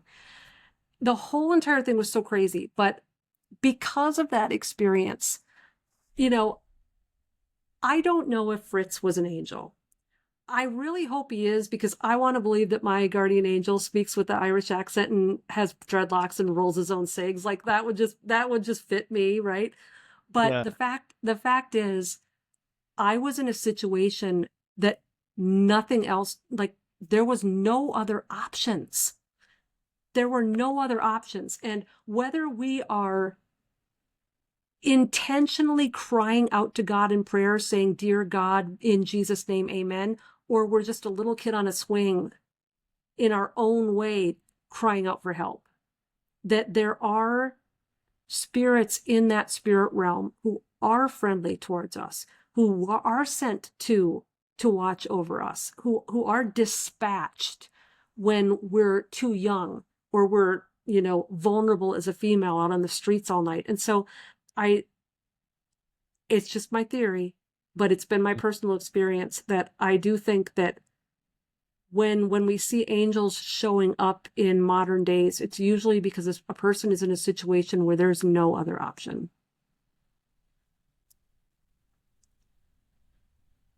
Yeah. I agree. I would agree. I think that I think a lot of times it's easy to not recognize it as a good thing, or as an angel or anything like that, any kind of angel entity. Um, I think there's been a lot of work done to kind of like turn us off. Like there's a switch and somebody has it halfway off. You know what I mean? Yeah. That's what it feels like to me. I mean, I don't know for sure, but I mean that's how it feels like to me. And I don't think that we're ever gonna have like all the answers at all in any kind of way, but No. I do like, you know, conversating about this stuff and theorizing, and I do think there's a lot of people, like you said, like people think demons are cool now, you know, and I think that just opens you up to negative things. And you know, it's there, like people are like they think it's a game and stuff like this, and you can see it in the movies and all this stuff, like you were just saying, like with Bram Stoker's Dracula, and like the depiction of Lucy and stuff like that. And it's just, you know, I feel like, and I'm a horror movie buff, but there's a lot of horror movies out there that just watching them, I feel like brings consent. You know what I mean? Yes. Unless you can discern the symbolism within these movies, and you can like be like, I don't consent, then you're technically consenting just by Yeah, watching it. absolutely. So You're so wise. And I wish I could convince more people of that, because this unwitting invitation that we give, sometimes it is overlooking things like that. And the thing about the devil and the demons and all this stuff is they are smarter than us. They've been around a lot longer. You know, when you have the advantage of not dying for millennium, you pick up a thing or two, and you're a little bit smarter than the people that have only been around 30 to 50 years, right? And the thing is that they are absolutely thrilled to court someone in ignorance, right? And even throw them bones. Like, as they're luring you deeper and deeper into the woods and throwing all this stuff at you, like power and rituals that are giving you the things that you want and whatever, they're not going to take that mask off and show you who they are until you're so deep in the weeds you can never find your way back. You know, all the breadcrumb trail is long eaten by the birds, and they're not going to give away who they are until they know you're in the trap and you can't get out. yeah. So I had a friend that was visited by an incubus, for a while, and she for a long time she still doesn't know like why or what would have brought it on and everything. So she hasn't had anything happen recently. It's been a while. It's been gone. She moved out of the place that she was at when this was happening. So and she's never really gotten any answers. But so I wanted to, since we, talked about it in the beginning, I wanted to, on her behalf, kind of just ask you your thoughts and opinions on like, if there's anything specific that would draw like the succubus or incubus in on someone. Yeah, yep. So let's move beyond the Ouija board, I listen to Iron Maiden nonsense. Okay, let's move beyond that. And let's move beyond the invitation, because we've talked about that. Here are some things that can open the doors that we don't necessarily have control over. Because in my situation, this started happening to me when I was 3 or 4 years old. Why was that? I wasn't dabbling in the occult, so what's going on there? So one very common open door is childhood trauma, and it can be abuse. It can be sexual abuse. It could be an assault. It could be a rape. It could be, molestation. But it could also be something as basic as your parents getting divorced, or a parent dying, or surviving a horrific sort of weather event, like being caught in a tornado or an earthquake or a tsunami. It can be frequent exposure to medical procedures. You're always alone in the hospital and you're getting all these needles and surgeries. And so it's not that the trauma itself opens the door, but the escalating fear and anxiety and depression or anger or rage or bitterness or self-pity or self-loathing. It's all of the ways that we emotionally cope with the trauma that sort of becomes this pheromone for these things, right? And so childhood trauma can be a big one. Another thing, and we're getting into more of the realms now of conspiratorial stuff, but it can be ancestral. It could be something that a father, a grandfather, a great-grandfather, grandmother, it's not just male. It could be something that they participated in, some sort of ritual or some sort of secret society or an oath or a coven. Sometimes these people are forced to dedicate their entire bloodline over to these cults and things. So it could be ancestral. It could be bloodline related. There's a lot of stuff out there now about the Rh negative blood and the reptilians and all this. But if you want to take it out of that sci-fi Doctor Who realm, and let's put it into the realms of like the Akkadians and the Sumerians again. If you go back into ancient lore, if you go to like the blood drinking cults of Kish, this is one of the earliest. Cain, who was the son of Adam and Eve, who murdered his brother, Cain ended up getting exiled, and he got deep into these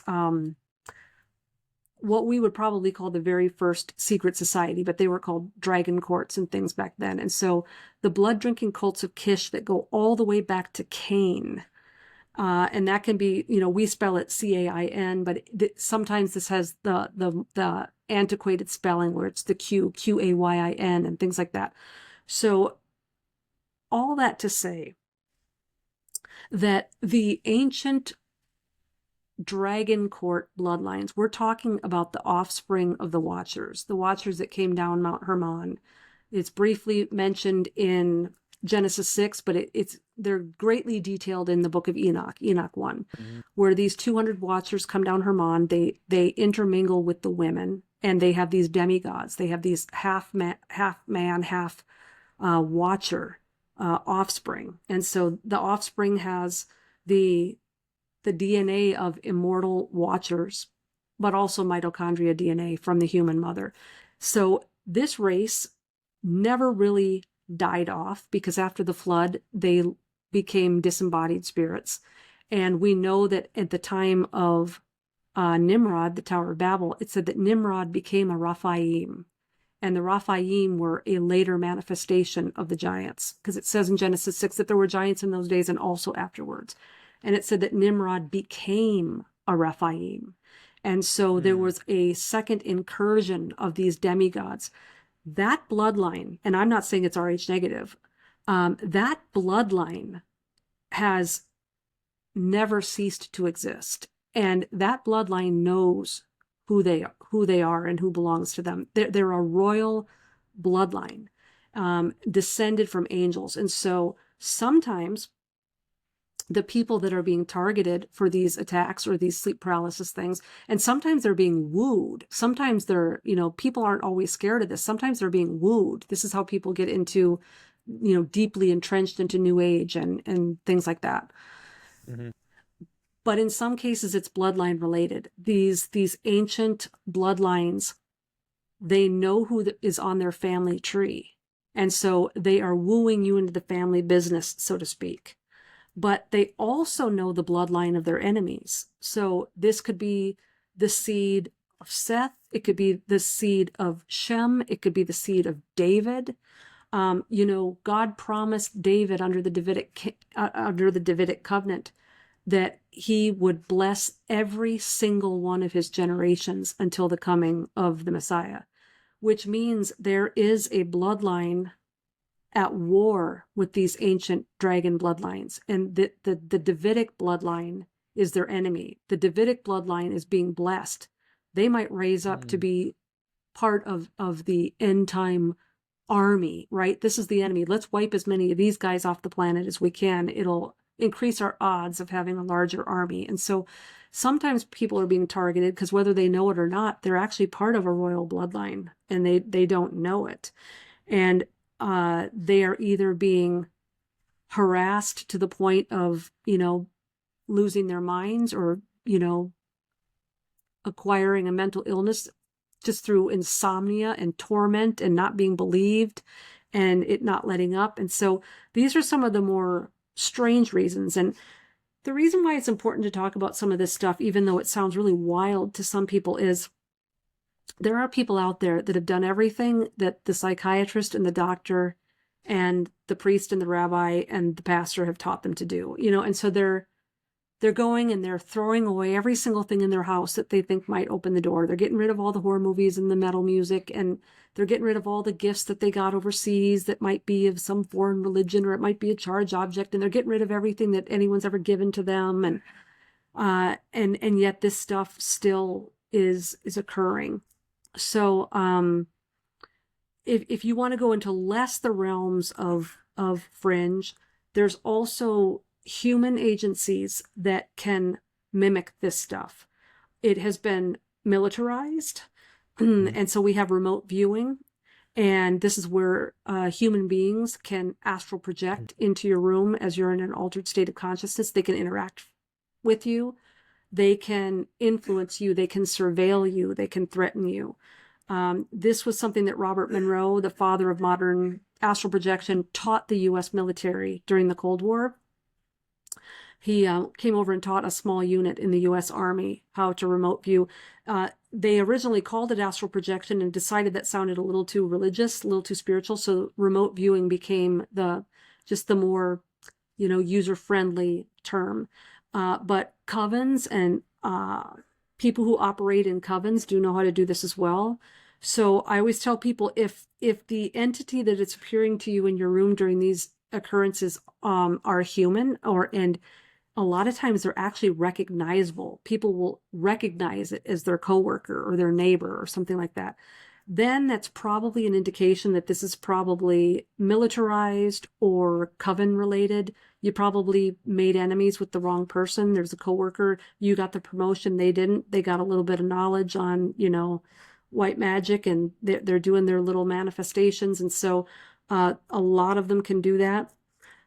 Whether it's human or military or demonic, a lot of people When they cry out to the name of Jesus, it will stop these remote views. It will stop the sleep paralysis. It will even stop UFO abductions. But my point, and the reason why I wrote the book, is let's say I have a security system on my house. And so if a burglar breaks in, my security system goes off and wakes me up and scares the crap out of me, and I got to figure out how to ward this thing off or call the cops or get a weapon. I don't want to go through that every night. So to say like, well, I have a security system, so it doesn't matter. If your security system is going on 4 out of 7 days a week, there's a point where you're going to say, security system or not, how do I get people to stop invading my home? That's what you really want. And so, yes, there's this little fail safe that works for some people and doesn't always work for some people and never works for other people. You got a pretty good chance, if you call on the name of Jesus, that particular episode is going to abruptly stop. But if you're getting harassed night after night after night, or it's been going on for years, or it's been going on your whole life, there is a point where you don't want something to just go away. You want something to be permanently banished. And so that's more of the things that I'm delving into in the book. Like, why are you a targeted individual? Chapter 6 pretty much gets into all that. Why are you a targeted individual? What sort of things can you do before, during, and after? And that's another thing too, Kevin. And I think the reason why so many people are stuck in this, a lot of the things that need to be done to permanently rid yourself of this needs to be done before the episode, in your waking hours. It's preparation. You don't just send 18-year-old kids over to Afghanistan to fight front lines on the war, right? No, they go to boot camp for months and they learn the weapon and they learn how to load and they learn how to shoot. And there's been some preparatory training before you send that kid into battle. And it's the same thing with sleep paralysis. You are going, in a sense, into a battle.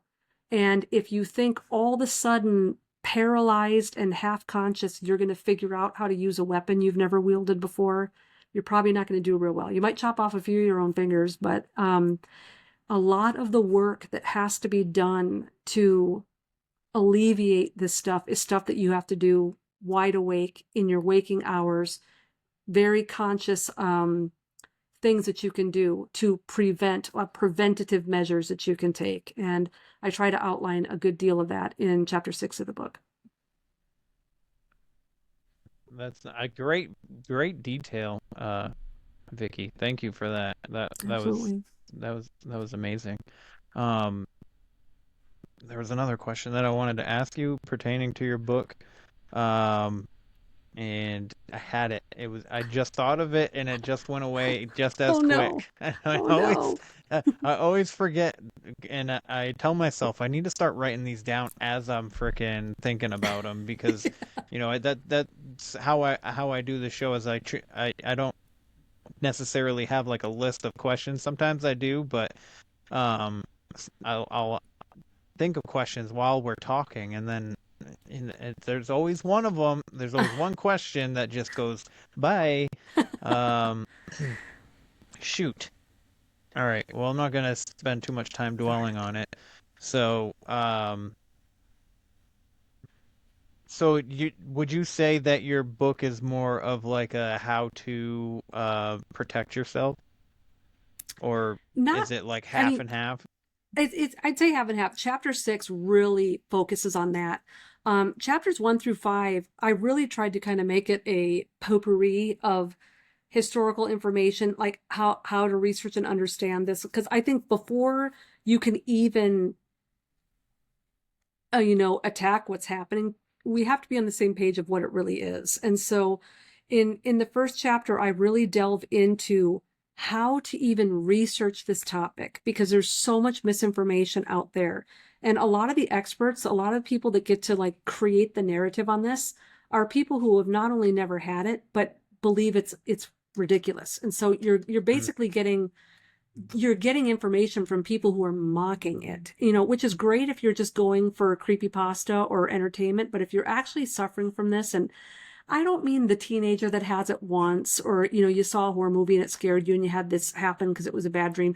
I'm talking about people that have been harassed and physically assaulted for decades. You know, there's a point where you get tired. And so when you go online and it's just all these people citing experts, but then there's no resources cited, you know, and they've done all these, you know, tests and surveys, but none of it's documented. And, you know, you click on the footnotes and it goes to error 404s. And, you know, a lot of people that are writing about this online are just paid staff writers who are given an assignment, write an article on sleep paralysis, and they do it like a fifth grader would. Let's go and look at something that someone else wrote in the encyclopedia and just rewrite it so it's not played. So it's all the same garbage just being recycled over and over and over again. And so the first chapter really delves into how to even research this topic so that you end up with a little bit of truth at the end of it. And I'm in total agreement with what you said a little bit earlier. We don't know. There's no such thing as an expert on sleep paralysis. You know, I've experienced it for most of my life. I can tell you about it, but we don't know. And as soon as we get a little bit of it figured out, they're going to change the game, and it's going to level up, and we're not going to understand the nuances of the new stuff, right? So they're probably always going to be a few steps ahead of us. We're just trying to figure it out. Then I go into a whole chapter on the history of the Asclepions, which were the ancient healing temples. And I talk about how in antiquity, there was no separation between medicine and religion. You went to a temple, and that your doctor was a high priest. And I talk about Asclepius, the serpent god of healing.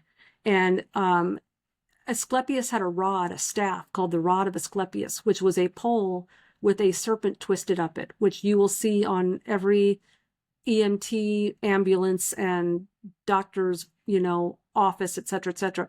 We still, to this day, as a symbol of our medical industry, have the rod of Asclepius. He was the serpent god of healing. And basically what would happen is these people would be heavily sedated, probably something very similar to ayahuasca. They'd be heavily sedated and they would astral project. And they would ask the entities in the astral realm, what's wrong with me? How do you cure it? And because these demons are extremely intelligent and they want to be worshipped, they would in many cases give a real cure. And then they would wake up and they would tell the high priest, you know, you got to put a leech here, you got to do this or that, and they would be cured. And Galen, who was the super surgeon of the 2nd century, he worked in one of the largest Asclepions that there ever was. Galen wrote medical books that are still in use today. Our medical practice is in large part built upon the foundation of a man who astral projected and dreamed cures that were given to him by adepts and spirit guides and ascended masters in the astral realm. So I try to tie in how sleep paralysis has always been a part of communication with the spirit realm. And it's always been a part of the spirit realm wishing to bestow upon mankind the mysteries of heaven. And so if you go back into the book of Enoch, Azazel was thrown into the abyss and will not be let out until the secret time, right? Azazel was judged and put into the abyss, and his crime was sharing the mysteries of heaven with mankind. And the book outlines what those mysteries are. It was medicines and herbs and cosmetics and weapons of war, which had their place and their purpose in heaven, but in the wrong hands became tools of seduction and addiction and war and murder and strife. And so Azazel was punished for that. And so when you get all of this astral projection and this arcane knowledge and this communication with the spirit realm, in essence, it's just a continuation of what they were doing in the days of Noah. And interestingly, there's prophecy in the New Testament where Jesus says that the end age, the final age, will be like the days of Noah. And what was happening in the days of Noah? Angels were interacting with human beings and sharing arcane knowledge that men wanted to know. And so the angels and the fallen ones and these entities, they know that they can't come down onto earth anymore because the first time they tried that, they were wiped out and their leader was put in the dungeon. So they are carrying on their Genesis 6 mission. But the loophole that they think they've found is, we're not going to go down and foist this upon man. But if man comes up here to where we are and asks, they're the ones that are going to be judged because they came up here and asked us. So I wash my hands of it. So that's kind of the plot. So I go into a lot of that in chapter 2. And then chapter 4 is kind of what a lot of people hone in on. That's where I talk a lot about the threshold covenants and the tie-in with the vampire lore, et cetera, et cetera. And I try to be really fair because I don't think you're ever going to get the full puzzle unless you dump every piece out on the table. And so I try to look into the history and in philosophy and other religions. And I'm not just writing this narrow-minded little Christian book where it's all demons and you're bad and you have to do this or that, or there's enough of that out there. I plead in the first chapter that, hey, doctors, scientists, sleep scientists, psychiatrists, Christians, rabbi, everybody, can you all sit down at the same table? And instead of bickering over your extremely narrow-minded, compartmentalized definition of what this is, let's all talk about what this is. And we, after discussion, we might think, well, that's ridiculous. We're throwing that out. We don't have to accept everything that everyone says, but let's get all the information out on the table. Let's share our resources. And we're going to have one of the reasons why we're never going to figure this out is because all the people with the information are refusing to work with one another. Absolutely. I don't know why. It's just like in the Bigfoot community, everybody that thinks it's more paranormal and supernatural, and then you got the other people that are like, no, it's flesh and blood, real creature kind of thing. And then there's a lot of us that thinks it's the both. You know what I mean? Mm-hmm. And but the flesh and blood people are it's, you know what I'm saying, like they're all like bickering about what it is and stuff like that, and that's what people are doing now. Like I feel like we're in like a spiritual war, like right now, right at this minute as we're talking. And the more people are so easily detoured away from God or the creator and what like love and light actually is, it means, and they're so easily on this detour path that leads you right to like essentially damnation. Absolutely. And that goes in with like the books we read, the movies we watch, the things we do, the words we say. I recently learned that amen is basically is praising Amun-Ra. So, Yeah. because I guess supposedly Amun-Ra just said back in the day, he's like, after you pray, you say amen, and that would be because it would be a praise to me, your God, Amun-Ra. Yep, absolutely. They've done so much to, like we were saying earlier about the Shadow Man used to have a name, right? And all these little things, good luck is the same thing. So good is just like, it's the antiquated pronunciation of Gad, G-A-D. And Gad was the false god of fortune. And so if you wish someone Gad luck, you were saying, may Gad, the god of fortune, visit you and give you good fortune. And so, oh, good luck, these things that we just say every day. And so much of our culture, our symbols, our language, so much of it, if we had full understanding, goes back to the worship of false gods. And I couldn't agree with you more. We absolutely are in a cosmic seed war right now. And even it distresses me that the Christian church has made such a boring fare out of the New Testament. If you read the Gospels, Matthew, Mark, Luke, and John, where Jesus is basically laying out his agenda, every time the word salvation is used in the Gospels, it's in a phrase. It's not salvation. Or the gospel rather. The word gospel never appears single. It appears in a phrase, the gospel of the kingdom. It goes all the way back to Genesis 3, when the prophecy upon the serpent was that you will strike her heel, but she will crush your head. And it said that the seed of the woman would be at enmity with the seed of the serpent. And this goes back to what I was saying earlier about the bloodlines of the dragon courts and the bloodline of the chosen race. And so this isn't about Jew and Gentile. This is about a cosmic war in the heavenlies that's been going on since the beginning of time. We're sort of cannon fodder in the middle of it.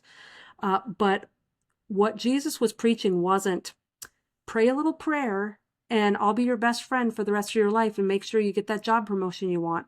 What he was saying is, right now, the scepter of earth is in the hands of Lucifer because he wrested it from Adam's hand. When Adam fell, Adam lost that position of power.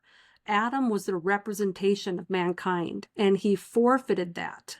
And that's why Satan is the god of this age. He has the scepter. When Jesus died, it says that he won the keys of sin and death, or the keys of death and Hades, depending upon your translation. What he's saying there is, when I come back with my keys, I am going to wrest that scepter that was stolen from Adam, because I'm the new Adam. I'm the perfect Adam. I didn't fall when I got tempted.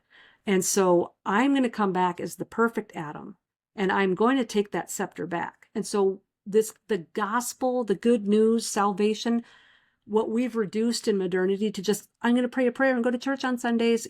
What Jesus was really saying is exactly what you just said. There is a cosmic seed war.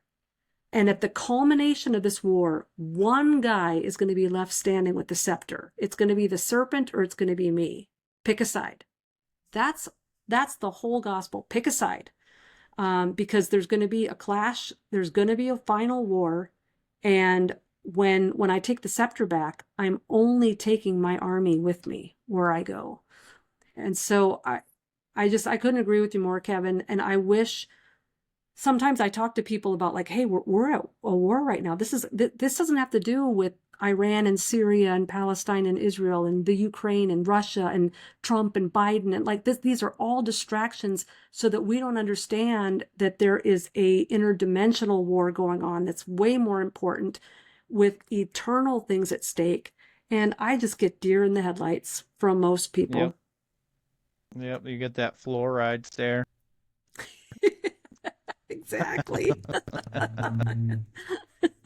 Oh man, like everything has that is going on now that is so perpetuated through our media is a means of distraction. I'm 100% convinced of that at this point, because there are so many things that during a certain time they talk about, like these things happening, and then they're like, they happen all the time, and I was like, well, you don't report them all the time, so like violence in the streets, racial tension and stuff like that, which I don't know if like where you're at or anything, but there's plenty of other races here where I live, and where everybody talks to everybody normally. Nobody like says anything freaking, or from my perspective anyway, in my outings out in the world, I encounter other races and stuff, and we say hi in passing, and we open doors for each other. Like I don't see where this whole like racial tension and stuff is, but I say that to say this, like they're out there trying to divide us and to try to not make us so that we don't know if we're coming or going, and that we don't know if we're going to stand or if we're going to sit. You know what I mean? And it's just, they want us distracted from what's really going on and what is really going on is really in here or in here. They're trying to Yeah. cover up this. So, Yep. Absolutely. um, Yep. They understand the principle, the biblical principle, by the way. A kingdom divided cannot stand. And this kingdom that they want control of, they have duped us into dividing. We have split more times than the atom. It's races against race. It's men against women. And good grief, as if we didn't have enough of these things. It's Democrat versus Republican and gay and straight. And now they've even assigned names to all the generations, like baby boomer and Gen X and Gen Z. And like now we got to fight over who's cooler because their mom gave birth at a different decade than your mom gave birth. It's so dumb. I 100% agree. I think I made like this one talking point about generations before, and I might have made it a TikTok video. Not saying that I did or didn't, but because for some reason when I'm scrolling TikTok, it's always like, oh, I was born Gen X and blah blah blah, and this is no way shaded towards you because I know that's your generation, but and it's not really shade to anybody, but like Gen X is always like, oh, we were raised outside and blah blah blah blah. We did this and we did this and we didn't come home until the lights came. Well, I'm a millennial. I didn't come home until the lights came on outside. I was outside all the time. I drank from a water hose, and stuff like that. And I was like, but Yeah. I will say, I was like, you talk about all these younger generations, like millennials and Gen Zs, they don't have respect and blah blah blah. Who's raising millennials and Gen Zs? Gen Xers. I know. It's so funny. I can say this because I don't have kids, so I'm blissfully like uninvolved. But, the millennials and the Gen Z are your kids and grandkids. So Yeah. where'd you drop the ball, all you women who had to go and work outside the home and prove you were like men? Like, you know what I mean? It's like, Yeah. seeing through rose-colored glasses. I will not deny that growing up in the 80s was not super fun, but Oh my goodness gracious. Yeah. I mean, I didn't get the 80s. I mean, I was born in the 80s, but I don't have memories of the 80s. But what I remember from like 90 on, so I was shit, dude. I have memories from when I was 2. yeah, Which is me really too. weird. Yeah, me But too. the 90s was as were especially the early 90s were really close to what it was like in the 80s. So I feel I don't I witnessed so much differential thing, like the technology changed so quickly in my first 20 years of life. Mm, So it yeah. was like, because I was a child in the time of no tablets, no cell phones, Yep. and nothing like this. But by the time I hit 6th grade, they had the computers in the classroom for you to learn how to type. Yeah. So I Yeah. don't know. It's crazy how far we've come in just like 40 years. But Yeah. you have the advantage of not having real world memories of the 1970s and disco. So count your blessings. Yeah, I can only get there through movies. No, don't even go there. Oh my goodness. So Vicki, Hmm, this was a awesome conversation. I really appreciate totally. you coming on. So I know you do a lot of events and you do speaking and stuff like that. So what do you have coming up next for you?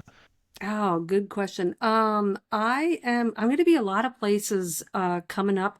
I'm going to be not speaking, but I will be in attendance at the Prophecy Watchers Conference in Colorado Springs, Colorado, end of June.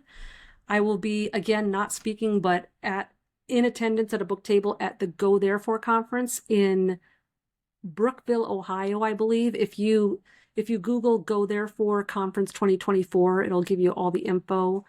And I'm going to be at several places in October as well. But if anyone just wants to check my website, VickiJoyAnderson.com, I've got everywhere I'm going to be for the rest of the year up there, and all the podcasts I'm on, and you can email me or whatever you need is there. It's nice. And a question that I love asking writers and other podcasters and stuff is, are you finding fulfillment in your life's path right now? Oh my gosh. Yes. Yes. And I'll just tell you that for the first 40 years of my life, I couldn't say that. I was sort of just white knuckling it. Like I wasn't miserable, I wasn't unhappy, but I really felt like, am I ever going to get to be where I want to be? I wanted to be a writer since I was 10 years old. And I was working in corporate management and high stress jobs, and I would just come home tired. And I just really want to encourage people who are 40 years or younger, because I do have a lot of friends who are millennials, and it breaks my heart when these extremely educated, knowledgeable, talented, gifted young people are already thinking that their life is over, or they have no purpose, or they don't have a calling. Dude, it's just the way it is. Like, contrary to what our culture is trying to tell us, most people, the most productive decade of their life is in their 50s. And so just know that every single thing that's happening to you right now, it might not be glamorous, but every day, every experience, everything you're going through, it's a learning process. You are gaining knowledge, you're gaining giftings, you're gaining character. It's all the planets are going to align almost immediately. You're going to go for decades and think nothing's happened, and then bam, it's just going to explode like a supernova. So just to the 20 and 30 and 40-year-olds out there, the best is yet to come. And I'm not just blowing sunshine. The best is yet to come. Yes. I 100% agree with you, because I spent most of my 20s being like, why I should have things together by now and stuff like Yeah. that. And you really don't need to. You just got to enjoy the ride. So That's right. you'll get Enjoy to your where you're youth. going.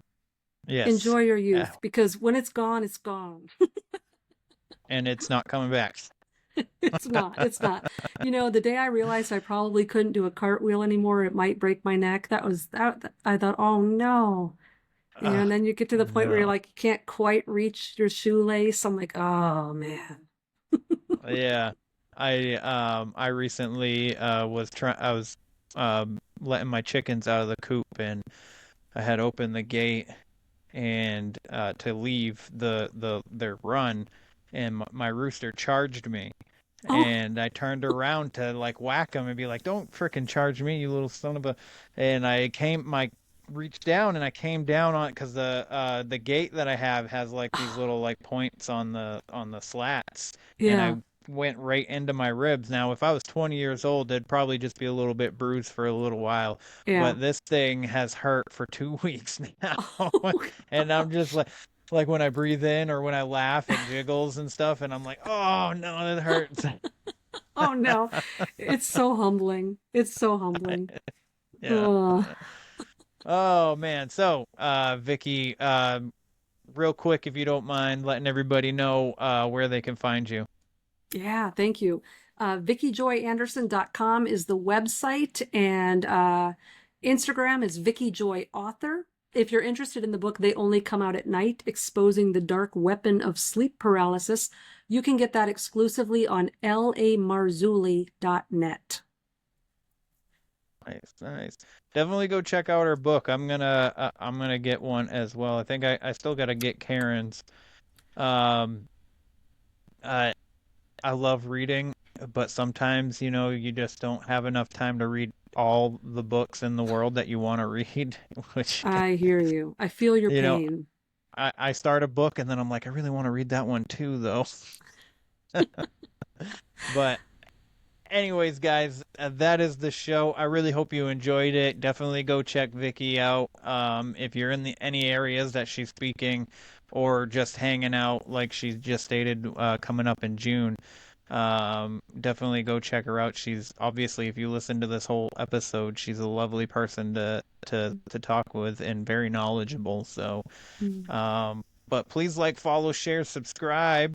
I'll leave a rating and review. I'd greatly appreciate it. You can leave a rating and review on the website where the weird ones are podcast.com. That's where you can also get the merch. So remember, everybody, question everything and stay weird. This concludes our broadcast day. Click.